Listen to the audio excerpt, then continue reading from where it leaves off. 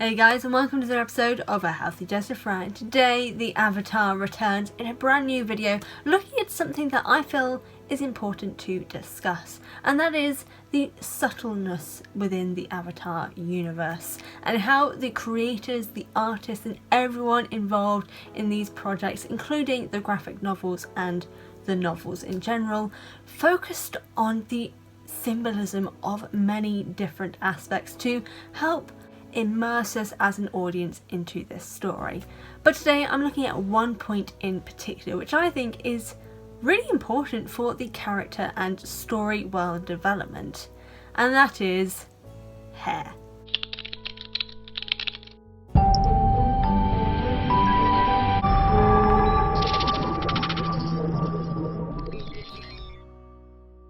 Now I know you're probably thinking, hair? Really? That's what you're looking at today? You could have talked about nature, you could have talked about philosophy, you could talk about anything else that is so well developed, but you chose hair. And yeah, I chose hair because there is so much about hair in this series. It is so well developed and it's just hair. But everyone has importance with their hair. Everyone has something that they focus on and want to show with their hairstyles. For me, when I put my hair in a ponytail, first it's because I hate having my hair down. It is a pain in the buttocks like nobody's business. But I also feel it gives me a sense of maturity when I have my hair up. The only time I have my hair down is when I want to look hot AF because I'm going on a date. I've never said the word AF out loud and I hate myself so much right now. But anyway, hair is something that we don't realise the significance of until we really focus on it. I find that to be the case with the Avatar world. Now I'll be looking at different points relating to hair as a whole and how it has significance on characters, the story and the world as a whole. And you'll probably notice that there are things that you may have noticed also relating to hair. And I'm not just talking about how a good looking Zuko got when he finally grew out his hair, but that's a different story. So to talk about hair symbolism, I'm going to be starting with the thing that probably everyone thinks about when it comes to hair. Honor. Or at least Zuko probably thinks that when he thinks of his hair. Because Zuko is actually the embodiment of hair symbolism. Because firstly, that boy can work it. But secondly, depending on the hairstyle that Zuko is wearing, we can kind of tell his state of mind and where he is as a character and within his character arc. And who he is connected to the most, especially with his honor. Now the big thing about the Fire Nation was the importance and connection to their hair. And we learn a bit more about this in Rise of Kyoshi with Rangi, who also wears the Fire Nation hair bun. And slight spoilers for Rise of Kyoshi. Near the end where Jianzhu cuts off the Fire Nation bun, it is a huge sign of dishonor and disgrace because it is such a thing ingrained in their culture that it is disgraceful and horrific really, and really affects both Rangi and Kyoshi to see this cut off hair bun. That it really connects to this idea of Zuko's connection to his hair. Now in the first season where he is still obsessed with this idea of being part of the Fire Nation, wanting to show that he is still honourable even without his honour, because he continues to wear his hair in the style of a Fire Nation royal. He continues to have it in that tight bun with everything scraped back to the point that I look at it and I get a headache. It looks that tight and painful. But it's something that shows his connection to the Fire Nation and the Fire Nation royal family. Then in book 2, when he is proven by his sister that he is no longer welcome in the Fire Nation, he and Uncle Iroh cut off the Fire Nation buns purposefully, and it shows their disconnect to the Fire Nation. Then as book 2 continues, his hair continues to grow out. And then at the end of book 2, his hair is fully grown, but his hair is now back in the Fire Nation royal bun. But it is not as perfect as it usually would have been, because there are the small flecks of hair that are loose from the Fire Nation bun, showing his sort of disconnect to his home, because he has changed. And this continues throughout book 3 until eventually he lets his hair loose and leaves the Fire Nation, because he knows it's not where he belongs anymore. And all of this is shown through hair. All of this is his honour in hair and its connection to his ideas of honour. When he knows that his honour is gone but wants it back, it's pulled back in the Fire Nation bun. When he feels he has lost it and all possibilities of joining the Fire Nation, he cuts it. When he's able to join back, it goes back into the Fire Nation bun, but is still loose because he feels he's not in the right place. But when he realises that his honour isn't tied to his father, his hair goes loose and he finds the right path. But that's not the only possibility of hair symbolism. There is also change. Now, change can be seen with both Zuko, Korra and Aang. Now, this is relating to, in Zuko and Korra's case, the cutting of the hair. Now, in Korra's case, this was her stepping away from her past, or at least trying to.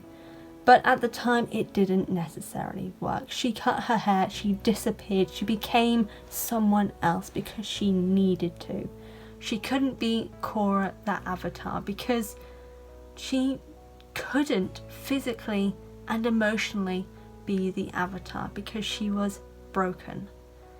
So the cutting of the hair, the changing of the identity, the changing everything about herself, but mainly starting with her hair, was showing this change in her nature, this change in her personality. And this is seen throughout the entire show of Korra as well, with Korra as a person, very similar to Zuko.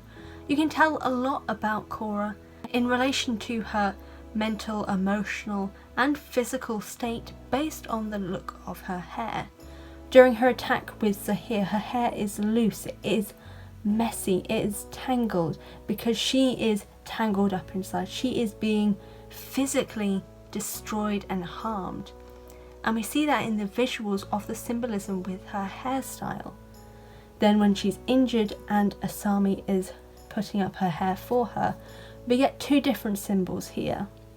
One, that she is now no longer physically capable of doing it as well as before because of her injury. And also a slight hint of the romantic possibility of a relationship due to the fact that touching another person's hair, doing another person's hair, unless you know it's your profession, is something that's a very intimate thing to do. And that is showing Korra's change, and it's very similar to Zuko's changing of hairstyles. And then we have Aang. Now, Aang's was with change when his hair grew because he was injured, very again similar to Korra. But I think the main thing with Aang is also that his hair was very connected to a declaration of war. Now, this was for the Day of Black Sun, so up until that point, Aang had his hair growing.